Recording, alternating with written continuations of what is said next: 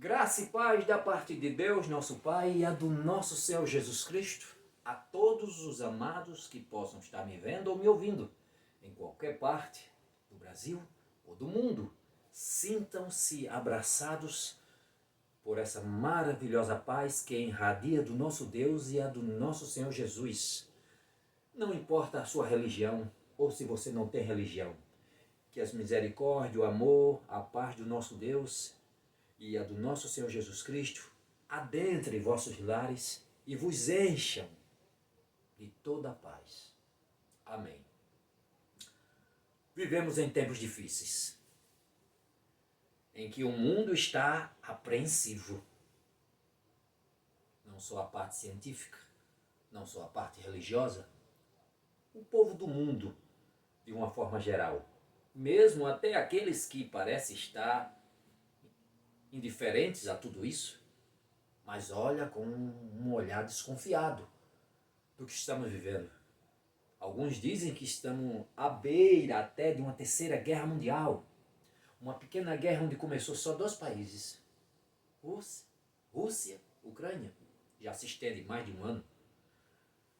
Israel combatendo os terroristas do Hamas, ali na Palestina, Hezbollah, e faixa de Hezbollah, ali na Palestina, faixa de Gaza e toda aquela região. Agora já partiu para o lado de uma grande potência, o Irã. Muitos dizem que é uma ameaça ao Ocidente, por suas ideias extremistas. Um caos moral. Cada dia mais o ceticismo, o secularismo avança no Ocidente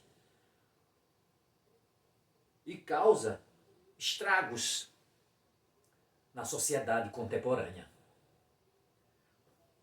Mais de 300 milhões de pessoas, de acordo com a OMS, são acometidas pela depressão, ansiedade.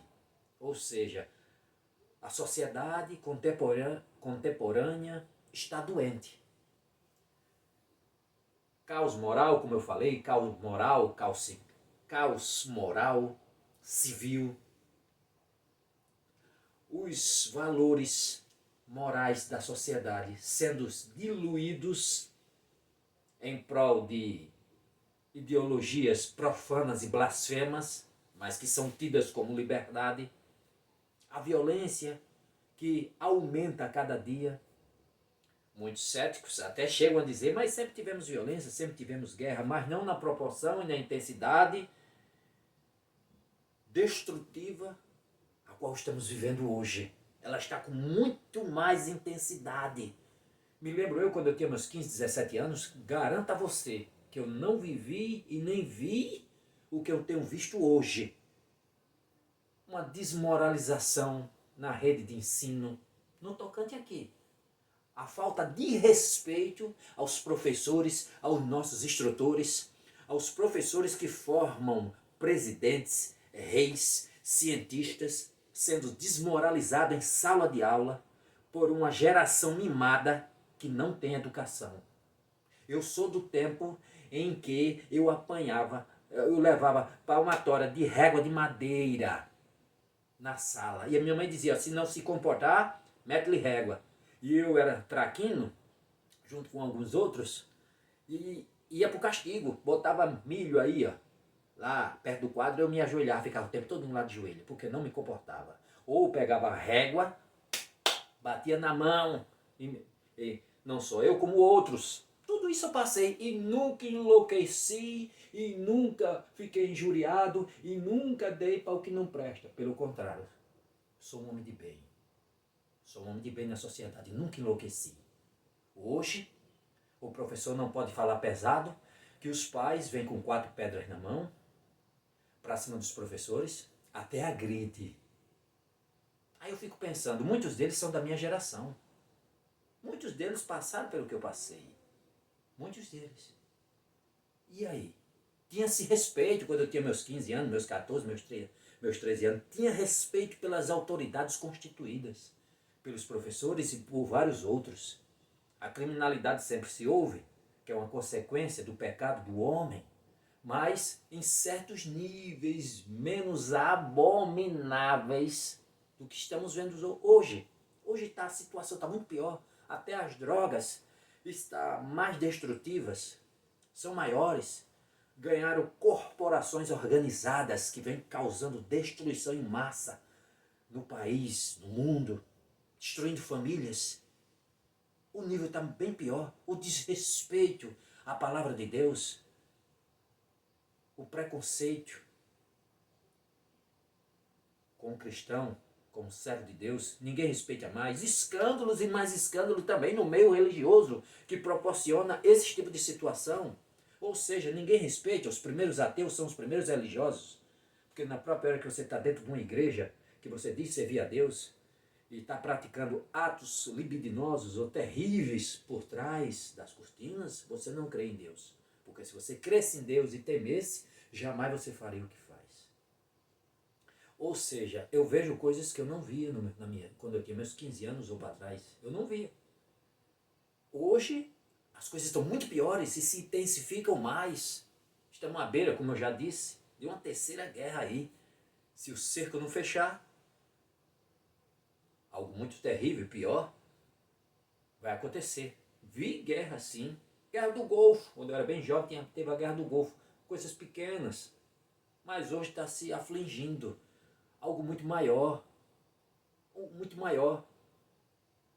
Cada vez mais. O Ocidente, como eu já falei, se eu não falei, falo de novo, o secularismo, que é uma ideologia política que, em outras palavras, para não complicar, é viver sem Deus, viver sem religião, viver eu sou o Deus de mim mesmo. Eu faço o que der na telha. Não preciso de religião, não preciso de Deus, não preciso de ideologia, nem seguir nenhum dogma. Eu vivo a vida como eu quero, do jeito que eu quero. E pronto, acabou. Não preciso, não tenho Deus, não acredito em Deus, nada. Vivo a minha vida como devo viver. É o secularismo. É uma das suas classificações que devastou o cristianismo na Europa. Aí, perdão, do secularismo já puxa o quê? Já puxa uma teologia liberal. De uma teologia liberal que já vem de um racionalismo, de um iluminismo, de um romantismo, ali por volta do século XVII, XVIII. E se espalhou o liberalismo, e se espalhou uma teologia liberal. Olha, uma coisa puxando outra, vai puxando, até chegando tudo isso. Tudo isso é influência. Um dos outros, puxando um pedacinho, puxando o outro, de uma filosofia, de um ateísmo. E varreu do mapa a teologia liberal, o cristianismo na Europa. Ganhando também força na América Latina e hoje chegando em nosso país. Aí já vem o secularismo. Europa também vem puxando, chegando. Fortemente ganhando força no Ocidente. E como eu já disse, falo e repito novamente. Colhendo seus primeiros frutos. A depressão, a ansiedade, a síndrome do pânico e muitas outras consequências de cunho mental. Adoecendo a população, chegando a uma bagatela de mais de 300 milhões de pessoas doentes da mente. Porque falo claramente direto. Quem não tem Deus não é nada. Ricos, famosos, canso de dizer. Eu tenho dinheiro, tenho poder aquisitivo, vivi, aproveitei, curti, tenho o que posso, o que quero, como os melhores pratos, os melhores restaurantes, tenho as melhores casas, mas o vazio existencial em mim não é preenchido. O dinheiro não compra tudo. Olha só que depoimento. Já vi vários artistas falar e pronunciar isso. E aí? Pensem, reflitam. Estamos caminhando para o fim. Que você não creia em Deus, que você não creia em Jesus, que você não creia de alguma forma em nada, mas pare e reflita. Para onde é que o homem está caminhando?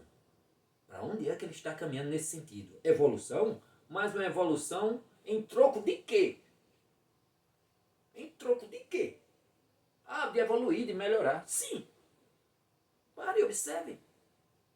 Os homens se matando, uma guerra que está acontecendo lá, se matando por causa de poder, por defesa, outros poder em síntese. se aprofundando, poder de querer criar uma bomba atômica, de poder de destruição em massa. É essa tecnologia? É essa evolução? Eu estou evoluindo para isso? Para destruir uma parte do planeta? É essa evolução que o homem está? É essa inteligente? É essa inteligência que o homem desenvolve a cada dia? Ou paremos e refletimos. Observem.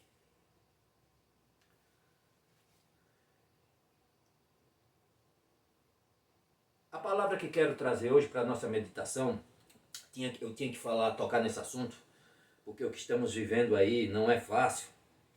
Não é fácil, não está fácil no mundo.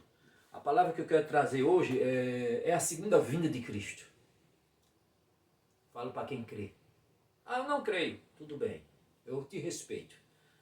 Mas eu falo para quem crê. A segunda vinda de Cristo.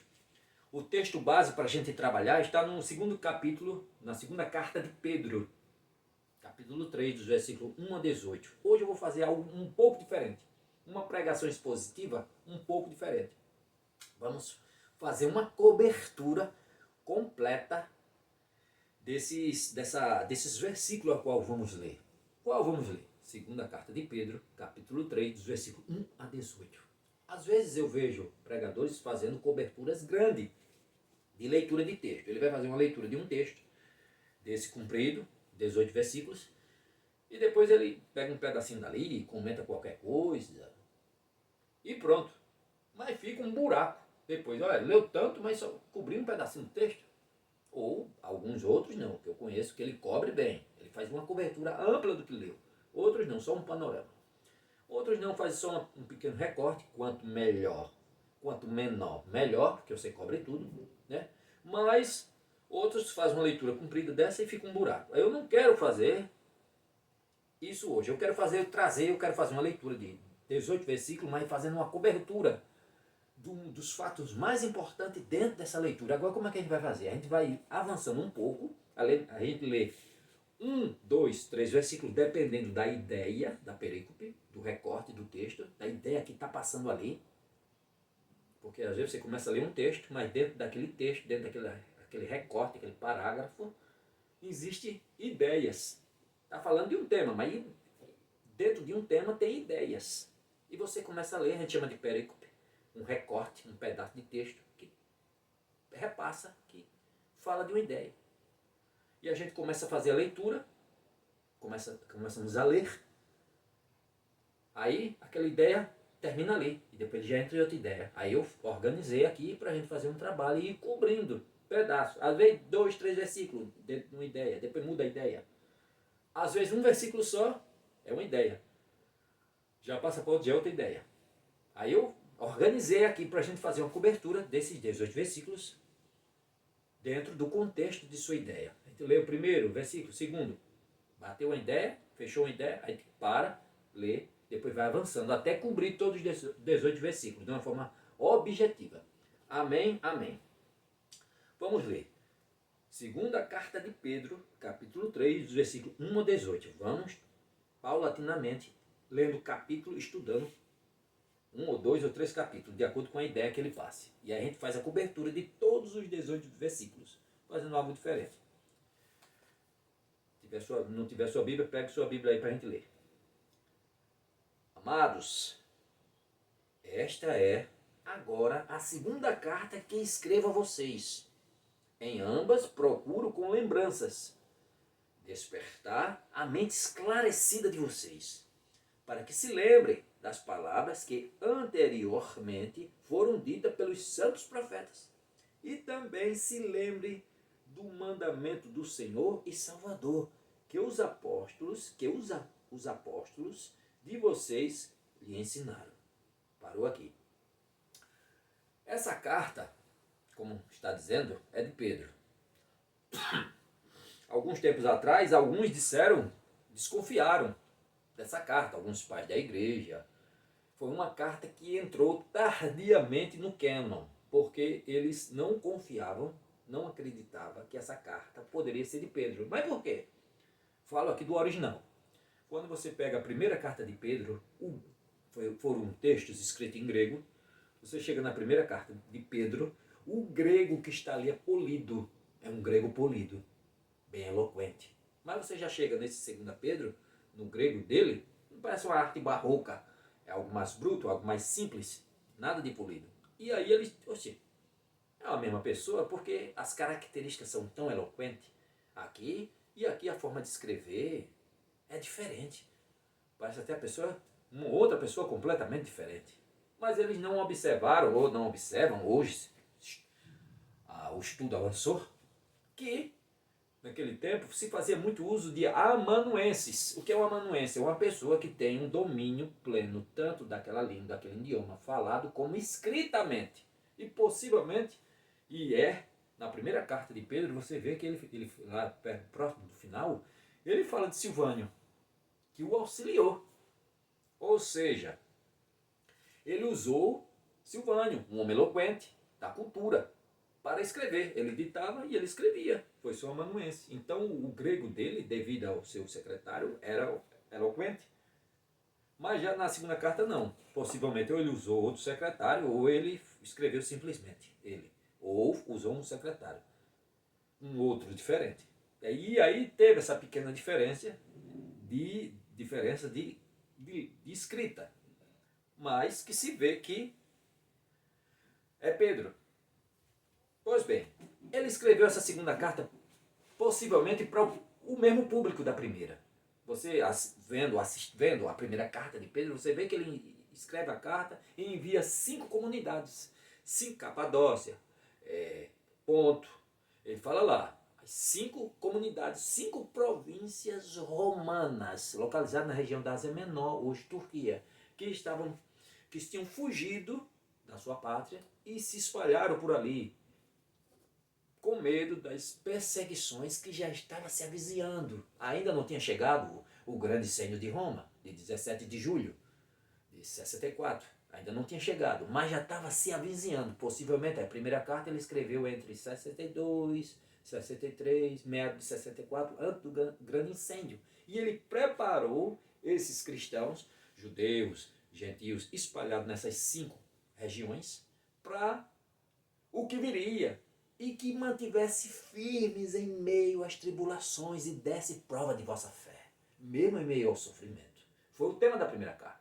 Já na segunda carta, como ele diz, é a segunda carta que vos escrevo, possivelmente para o mesmo público a qual ele escreveu. Agora ele apela à mente esclarecida deles para algo que está acontecendo ali, que vamos ver mais para frente, para que eles se alertassem e se lembrasse do que os apóstolos e os profetas disseram, que não se deixasse levar por certos tipos de conversa, por certos tipos de engodos de falsos profetas.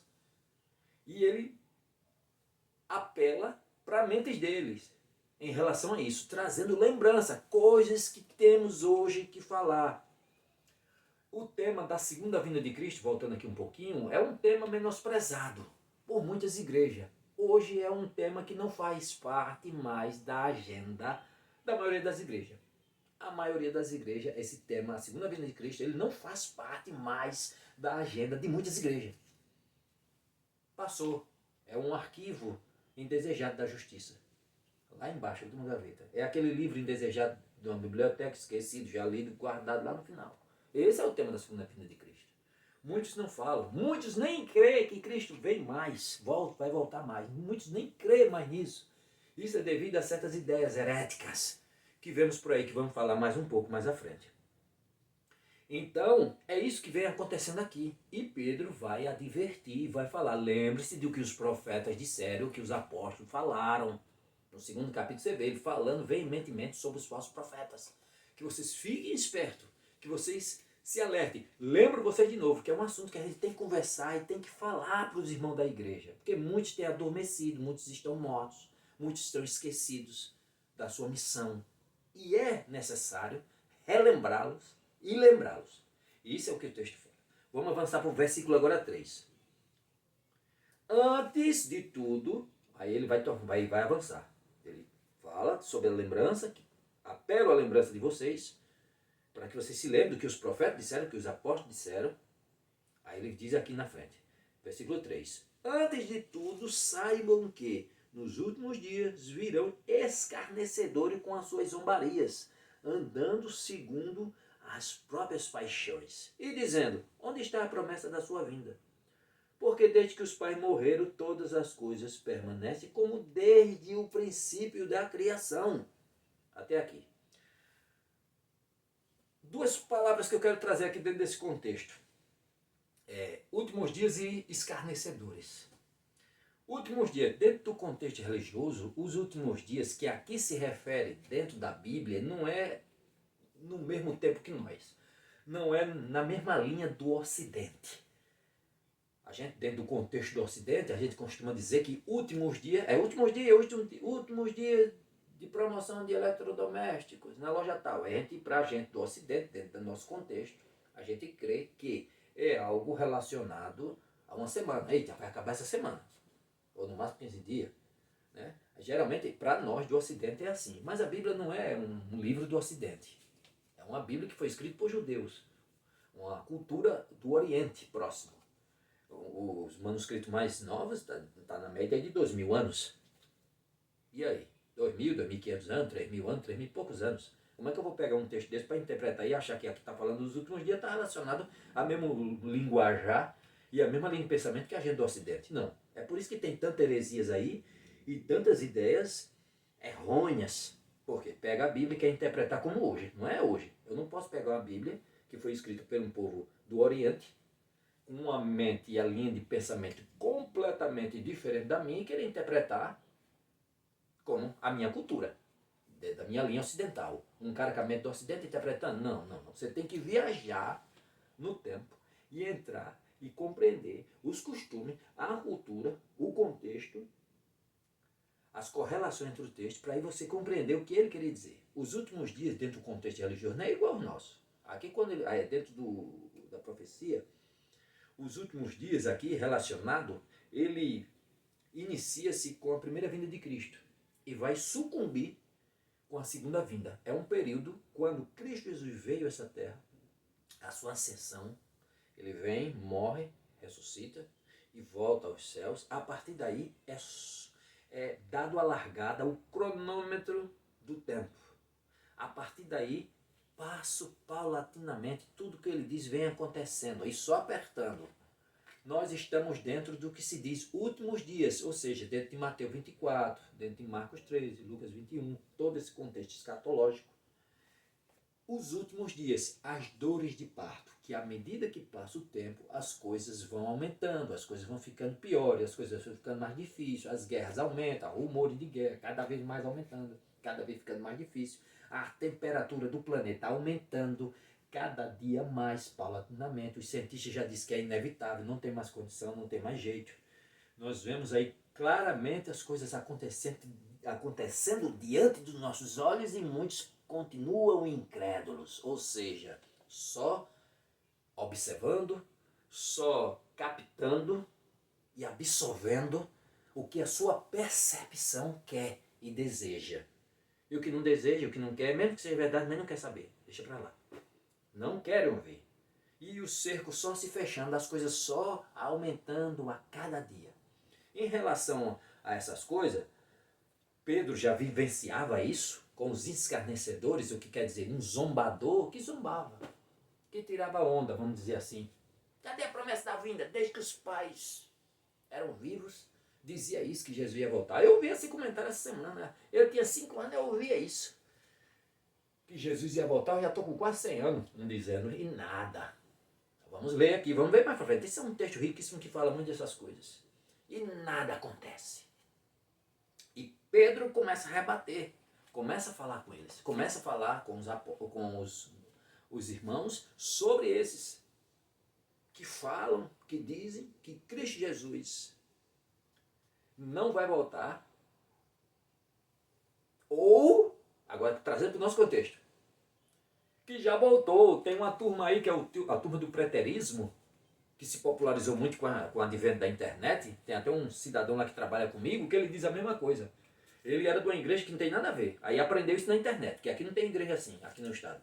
Aí ele aprendeu na internet. sobre que Jesus já veio, escatologia consumada, que tudo já se cumpriu no ano 70, que a Bíblia não passa de um jornal velho. E muitos hoje estão sendo enredados por essas heresias.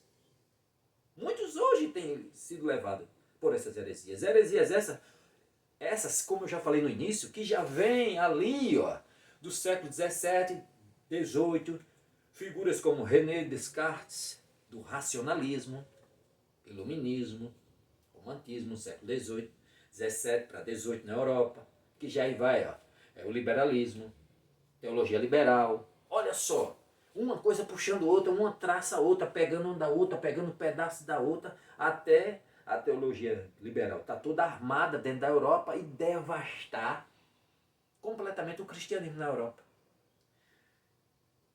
Hoje é uma Europa pós-cristã. Essa linha de pensamento caiu para dentro da América Latina e chegou aqui entre nós. Já tem cidadãos que se levantam e dizem: esse livro não é a palavra de Deus. Adão e Eva nunca existiu. Moisés nunca abriu o mar vermelho. Jonas, um cidadão dentro de uma barriga de um peixe e nunca ser consumido pelo suco gástrico dele, ou ficasse tendo ar, respirando ali 3 dias, que conversa é essa?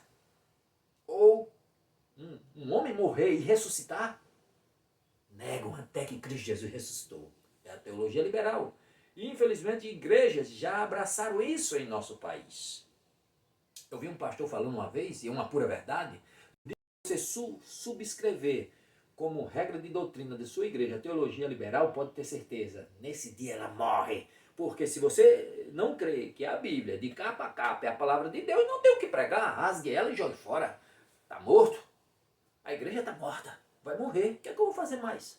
E essas heresias, como o preterismo, que tudo já se cumpriu, não passa de um livro velho, e vários outros seguindo essa linha, vem varrendo do mapa, matando igrejas e causando estrago.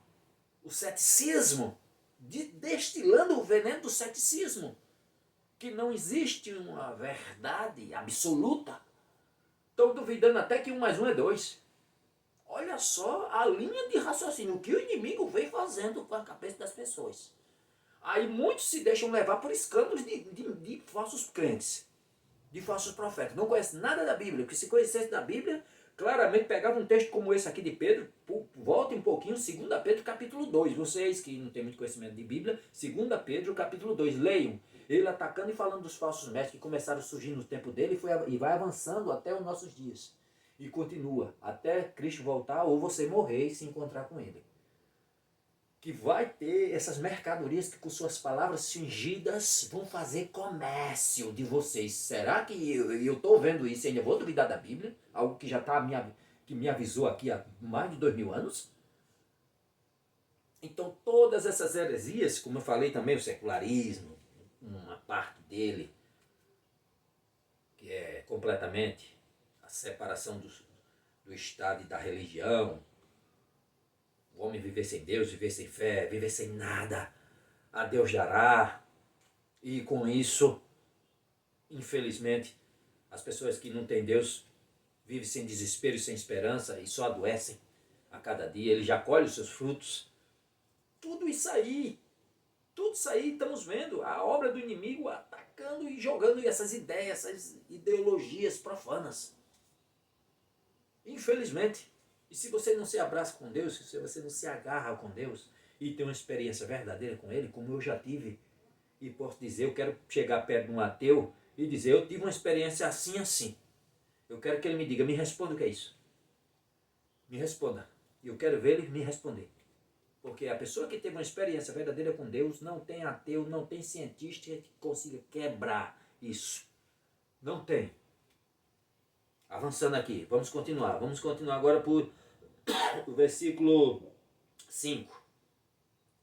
Acontece que, olha só, agora ele falou, a gente viu que ele falou sobre os escarnecedores que zombavam e zombam. Cadê Jesus?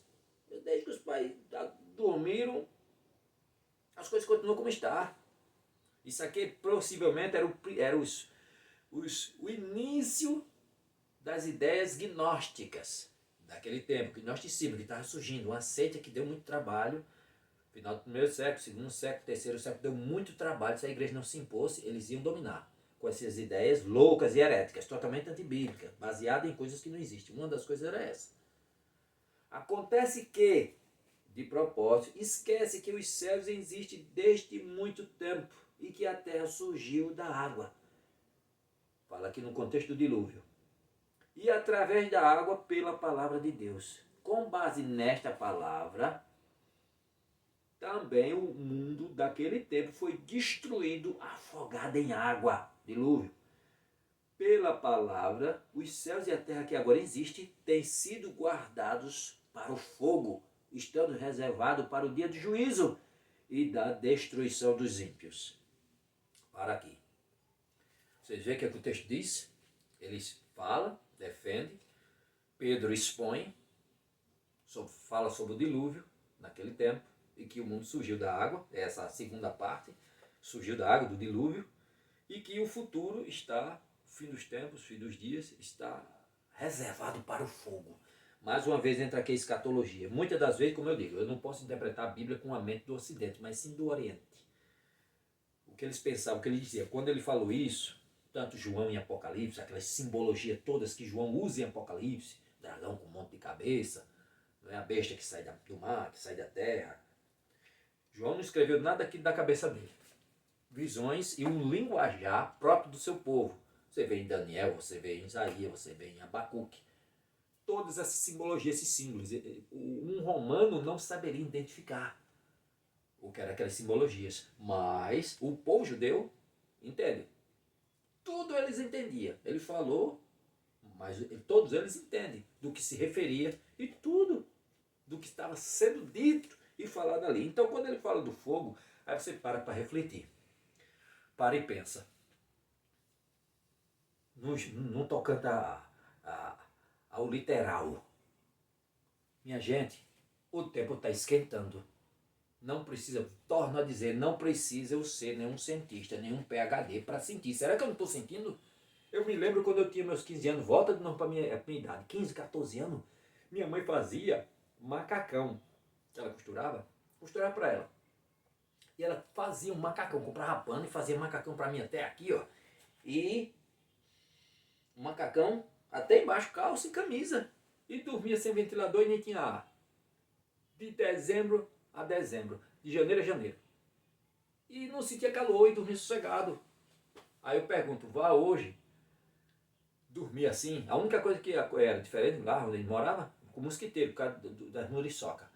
Mas quentura era casa a casa, dormia até aqui. E dormia sem ventilador, não tinha ar nem nada, como eu digo, de janeiro a janeiro. E não tinha quentura. Vá hoje, vá dormir com a roupa até aqui acasacado, num clima aqui do Nordeste, onde eu estou,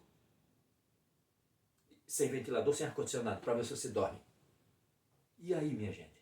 As coisas aumentam. Os cientistas antes vinham nos concílios aí, nas reuniões aí em torno do mundo, os cientistas dizendo temos que diminuir a queima de carvões, de combustíveis fósseis devido ao aquecimento.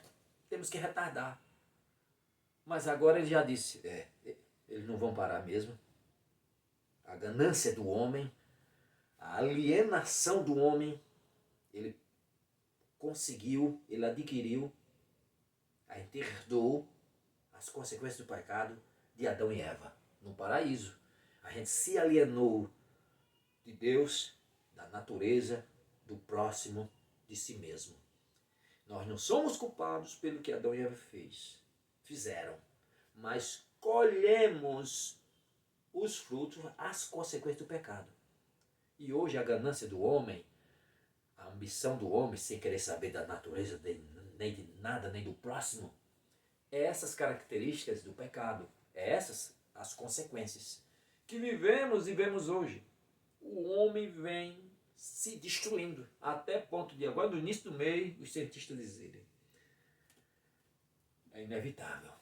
Vemos que pare de queimar os combustíveis fósseis, já fomos longe demais. Daqui a 5 anos, mais ou menos, o planeta vai ficar quente, aquecer 1,5 graus mais quente. Com isso, pode se preparar. Vamos ter tempestades mais agressivas, incêndios, como aí tem nos Estados Unidos, que varre do mapa, cidades inteiras, prejuízos bilionários.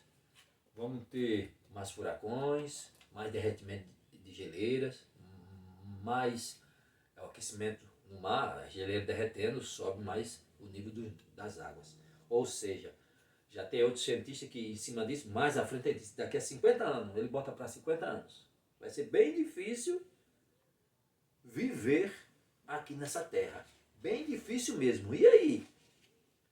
Praticamente, na linguajar dele, você vai ter que viver dentro de uma bolha com ar-condicionado, devido à temperatura que vai ser tão intensa. E aí, será que tem a ver o que Pedro disse, essa quintura? Vamos continuar, agora vamos para o 8. Agora preste atenção num detalhe aqui importante. Mas há uma coisa, amados, que vocês não devem esquecer. Preste atenção para aqueles apressados, para aqueles zombadores, para aqueles zombadores que tem hoje. Eu topei com um dia desse, que está demorando muito, preste atenção. 8, 3, 8. Mas há uma coisa, amados, que vocês não devem esquecer, que para o Senhor um dia é como 1000 anos e 1000 anos são como um dia. Parou aí, 8. E aí? Nós não enxergamos na curva, nós não enxergamos no escuro, nós não enxergamos o fim do túnel nem o fim da estrada. Nós não estamos no ontem que já passou, nem estamos no futuro, mas Deus é atemporal.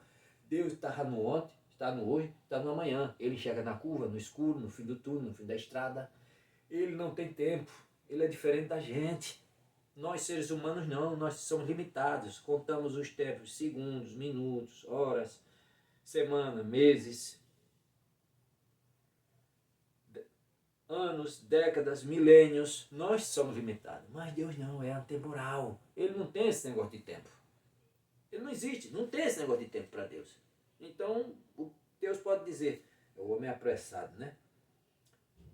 Está se aproximando já a hora. Mais tarde eu vou. Mais tarde chegou a hora da justiça, de fazer novos céus e nova terra. E esse já eu vou de Deus, oxe, para a gente está bem uns 500 anos. Porque Deus não tem tempo, ele é diferente. Ele é atemporal, ele é eterno, não existe tempo. Nós sim somos limitados. Avançando, 9. Agora preste atenção, o Senhor não retarda a sua promessa, ainda que alguns a julguem demorada. Pelo contrário, ele é paciente, preste atenção, com vocês, não querendo que ninguém pereça, mas que todos cheguem ao arrependimento. Porém, o dia do Senhor virá como um ladrão. Naquele dia os céus passarão com um grande estrondo, e os elementos se desfarão pelo fogo, ao fogo aqui de novo. Também a terra e as obras que nela existem desaparecerão. E aí? Aí você para e reflete assim. Duas palavras que eu quero trazer aí. Misericórdia de Deus e ele vem como ladrão. Misericórdia de Deus. Aí eu explano. Se Deus viesse hoje, você estaria pronto para ir? Se ele dissesse, é hoje o dia. Já esperei demais. Vou hoje. Você estaria pronto? Para tu, mas eu sou justificado pela fé. Eu sou justificado pela fé em Cristo. É mesmo? Já vamos ver aqui. Somos justificados pela fé. Eu sou justificado porque creio. Já estou salvo. É mesmo? Só porque creio e continua com essa mesma vidinha sua? Imoral? Mas é justificado porque crê. Só basta crer para se salvar. Eu sou justificado pela fé, somente, sem obras. É isso mesmo? Tudo bem. É isso mesmo, né? Bom, tá certo. Ele vem como ladrão, já a gente comenta isso aí. Ele vem como ladrão, como o texto diz. É como nos tempos de Noé, o Senhor falou. O povo casava-se, dava-se casamento. Até que Noé entrou na arca, puf, fechou, acabou. Noé construiu a arca, anos para construir, e avisava, o povo é um louco, é um louco. É como Jesus vai botar, é um louco, é um louco. Que conversa é essa? Entrando, saindo e nada. Até que ele entrou na arca, fechou, acabou. E as pessoas nem perceberam. É como hoje. Muitos vão ser pegos de surpresa e não vai nem perceber. Agora vamos ler mais um pouco à frente o que a gente estava lendo. Que você está pronto para ir? Eu sou justificado porque creio. Bom, beleza, vamos lá. Uma vez que tudo será desfeito, agora no 11, 3:11. Uma vez que tudo será desfeito, vocês devem ser pessoas que vivem de maneira santa e piedosa. esperando e apressando a vinda do dia de Deus. Por causa desse dia, os céus incendiados serão desfeitos e os elementos se derreterão pelo calor. Nós, porém, segundo a promessa de Deus, esperamos novos céus e nova terra, nas quais habita a justiça. Continuando. Agora preste bem atenção para a galera que só acha que só vai ser salvo só porque crê. Por essa razão, amados, esperando estas coisas, esforcem-se. Olha agora. Ó, um ponto aqui no 13. No 13, vou voltar um pouquinho no 13. Ó. Aqui, ó. Uma expressão adversativa. Nós, porém, todavia, né? Nós, porém, segundo a promessa de Deus, esperamos novos céus e nova terra, na quais habita a justiça. Aí 14. Por essa razão, amados, esperando estas coisas, enfatizando de novo, esforcem-se para que Deus os encontre sem mácula, sem culpa e em paz. Renovo de novo a pergunta. Você está pronto se o Senhor vir hoje? Eu sou justificado porque eu creio.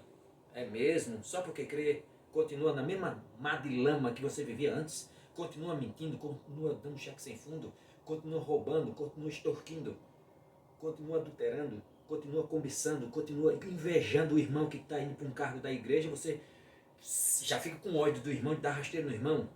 Ou com ódio do irmão, nem fala mais no irmão, vai ficar agora falando para o pastor, mal do irmão para o pastor. Vai ficar falando agora, procurando algum erro do irmão para caboetar, para mentir, fazer o papel do diabo, do acusador, para o pastor, para ver se o pastor tira você do cargo. Você é invejoso, você é doido para trás do cargo. Você vai estar sem mácula? Se o Senhor voltar hoje, você está pronto, sem mácula, em paz, sossegado. Você está sem mácula, sem culpa e em paz? Está. Aqui ele não fala no tocante a ser justificado por Cristo. Não, eu creio em Jesus. Sim, lógico. Mas, e aí? Está convertido de fato? Ou é só da boca para fora? Me diga aí. Me fale, responda. Continuando. Por essa razão, voltando no 14 de novo, dando uma ênfase. Por essa razão, amados, esperando estas coisas, esforce para que Deus os encontre sem mácula, sem culpa e em paz.